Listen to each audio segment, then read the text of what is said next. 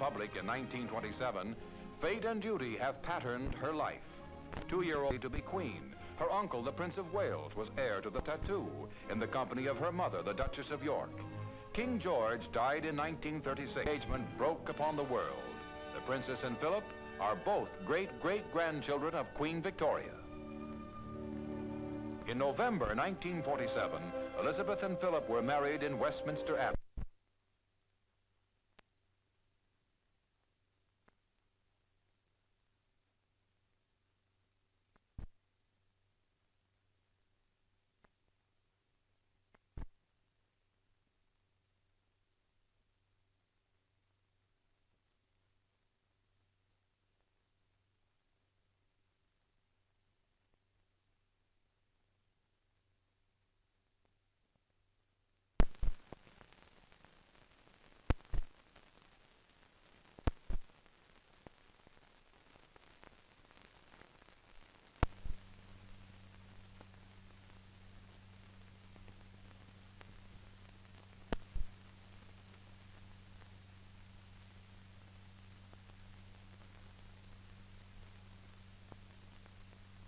It remains a symbol of permanence.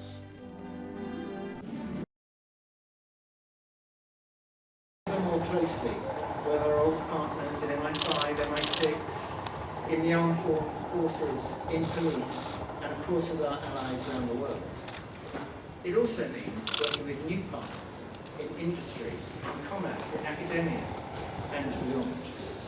If we get this right, and I'm confident we will, the prize is a new kind.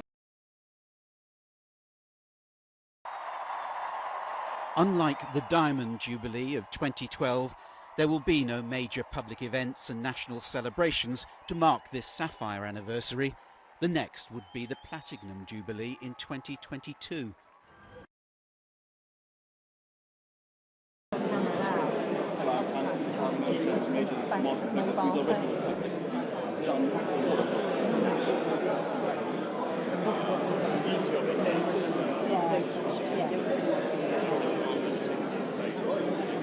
Have you done this before? Of course, that's right. Yes, it was such a cold day. It was freezing. Try to make sure. I wonder if I thought I would think. And then I thought, actually, it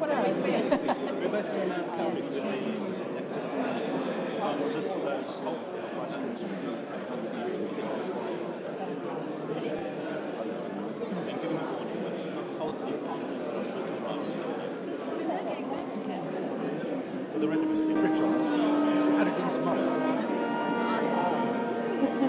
Actually, Joe, as a trustee, looked after our Catholics.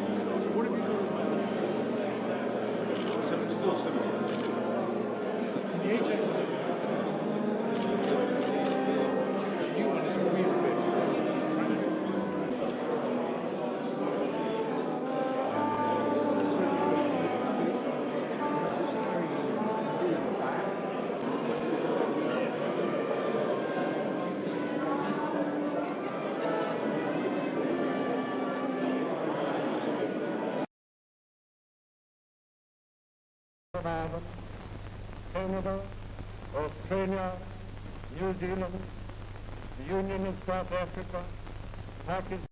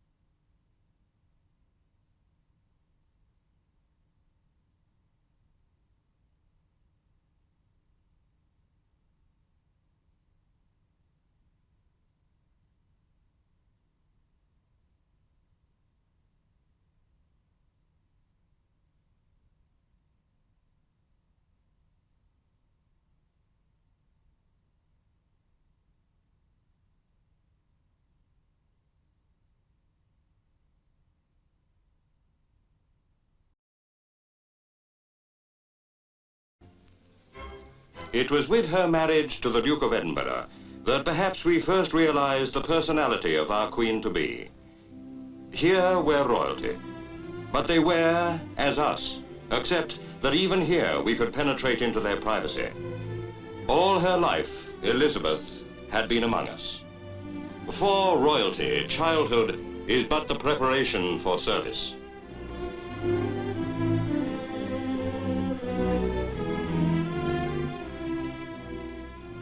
In the war, the Princess Elizabeth was a second subaltern in the ATS. By her example, perhaps more than her service, she served her country. The King's daughter asked favor of none. Wales welcomed her into the fellowship of the bards.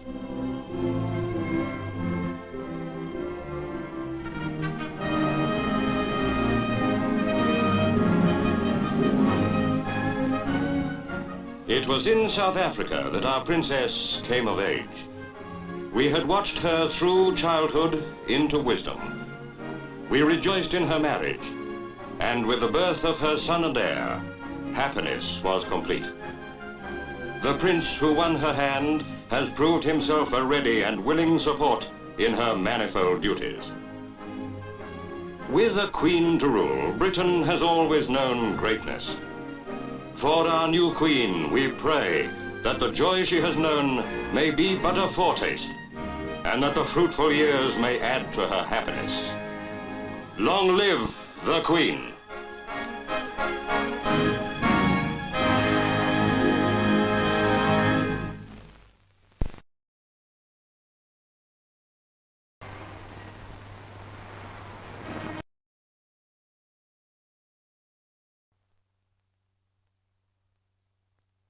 I declare before you all that my whole life, whether it be long or short, shall be devoted to your service and to the service of our great imperial family to which we all belong. But I shall not have strength to carry out this resolution alone unless you join in it with me, as I now invite you to do. I know that your support will be unfailingly given. God help me to make good my vow, and God bless all of you who are willing to share in it.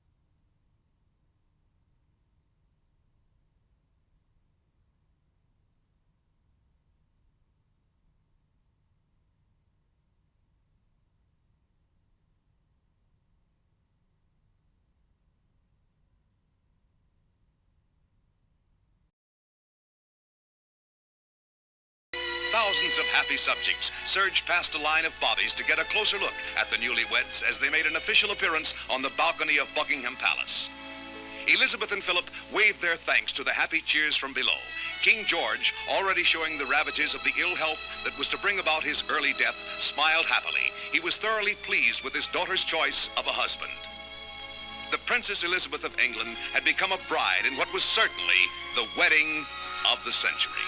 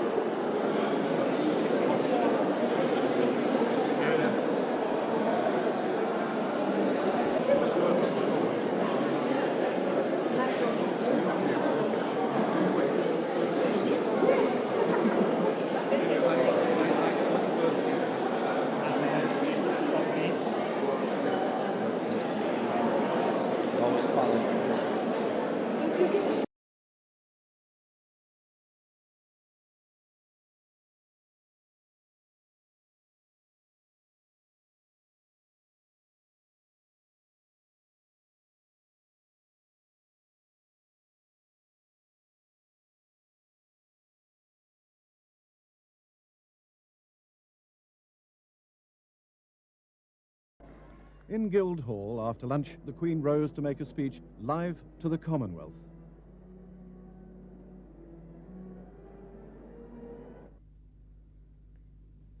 At this moment of my Silver Jubilee, I want to thank all those in Britain and the Commonwealth who, through their loyalty and friendship, have given me strength and encouragement during these last 25 years. My thanks go also to the many thousands who have sent me messages of congratulations on my Silver Jubilee, that and their good wishes for the future. My Lord Mayor, when I was 21, I pledged my life to the service of our people, and I asked for God's help to make good that vow.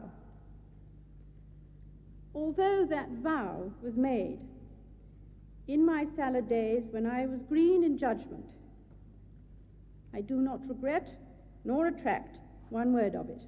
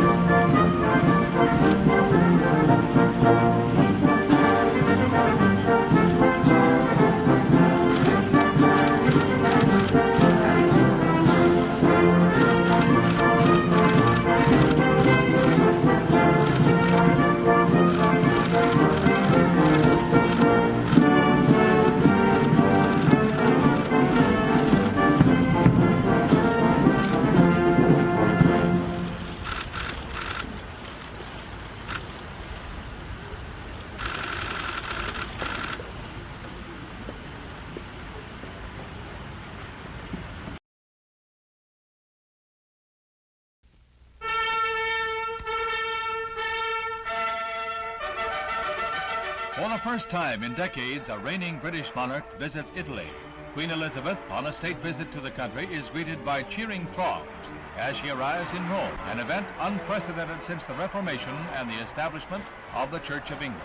The Queen is the head of the Church of England, and her meeting with the Pope will bring together the leaders of two great religious bodies.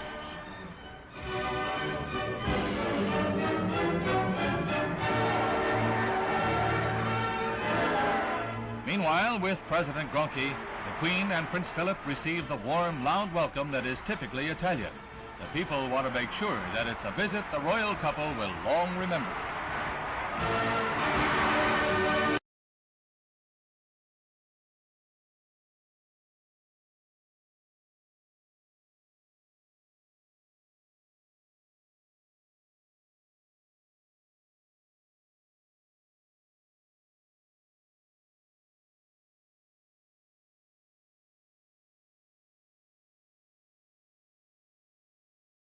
Do you give the Queen a wave?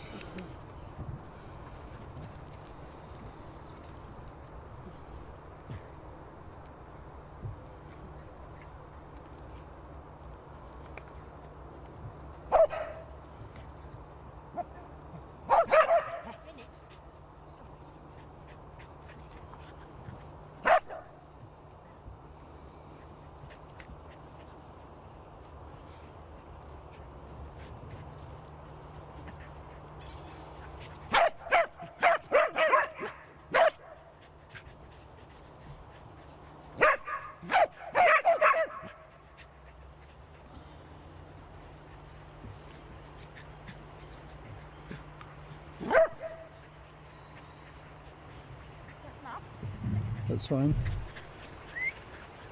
You haven't got many dogs now. They're gone.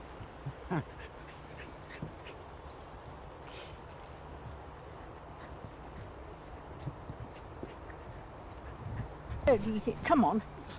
Come on. Come on. No. Oh, you.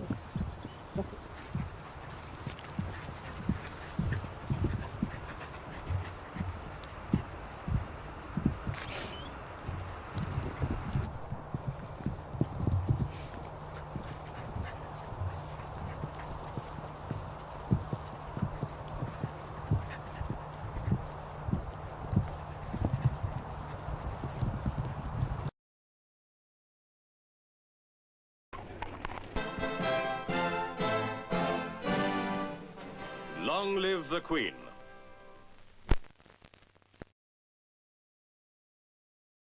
The friendship which links us to our great ally, the United States of America, is a powerful element in the defense of peace. Throughout the coming session, my government will continue to give resolute support to the work of the United Nations. The improvement of relations between East and West remains a primary object of their policy. In particular, they will go on working for the success of the Geneva Conference on the discontinuance of nuclear weapons tests, and will do their utmost to achieve comprehensive disarmament under effective international control. They will continue to cooperate with our partners in consolidating the European Free Trade Association. At the same time, they will work towards the political and economic unity of Western Europe on a basis satisfactory to all the governments concerned. The Queen's speech was followed by the announcement that Britain has agreed to give the United States a Polaris submarine base in Scotland, America's first such agreement with any of its allies, thus giving dramatic emphasis to the Queen's speech, stressing continued close friendship with America. A day of splendor for Britain, of pride in a great heritage, and a day of momentous decision.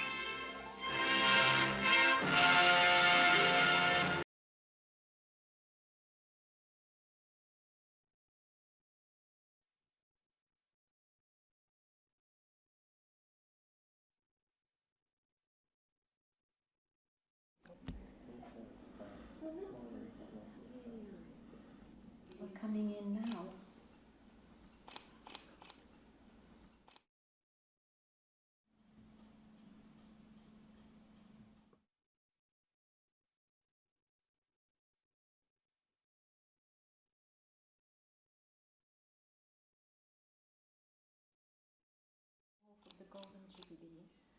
Very good. Well, that's very interesting to see.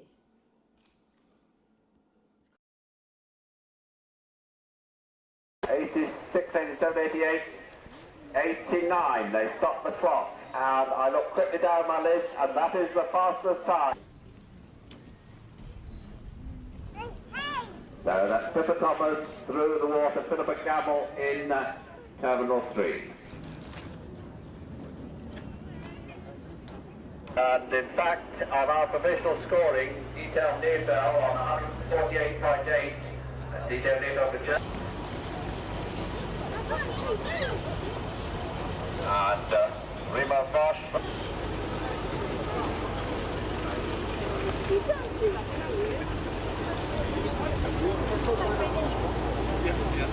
Philippa Campbell in the march. She's going to turn back across the bridge. Richard Ruff held now outside number 7. While the do and signs the form of oath.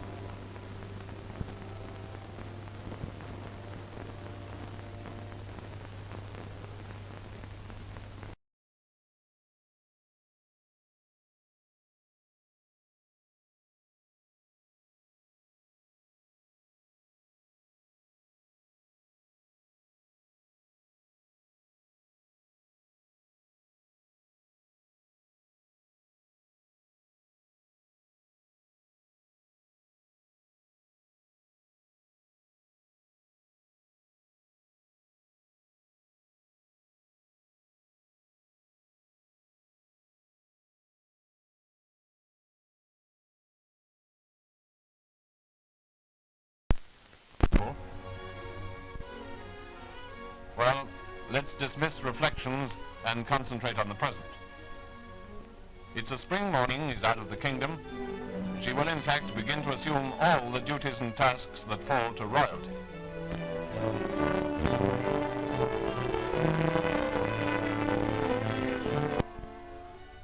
But even as the camera gets ready to go riding with the grown-up princess and her younger sister, doesn't your mind start in Dunedin from their ride?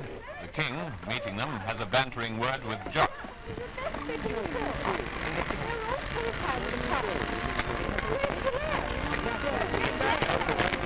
Elizabeth is 18 years old on the 21st of April, and the date is a milestone in our constitution, for she will then assume the dignities and responsibilities of heir presumptive to the prince were picked by the king for his daughters. They live out in the rough, that's to say in the fields, and are caught and saddled each day for their ride.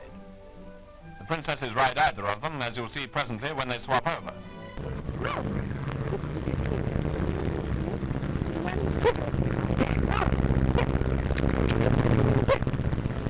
Dandy being short for dandelion. The other two are Odd and Rolf, Norwegians.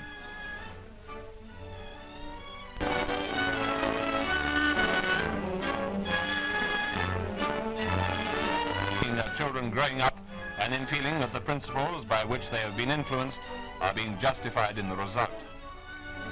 The nation shares Princess Elizabeth in the future welfare of this great country and empire.